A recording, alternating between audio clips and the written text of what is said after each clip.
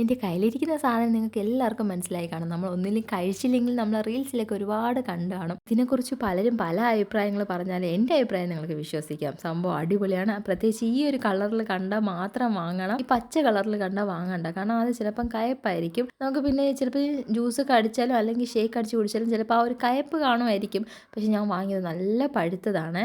അതുകൊണ്ടാണ് ഞാനിങ്ങനെ കട്ട് ചെയ്തപ്പോഴത്തേക്കും അതിൻ്റെ ഈ പൾപ്പൊക്കെ പുറത്ത് വന്നത്. എന്തായാലും സംഭവം കൊള്ളാം.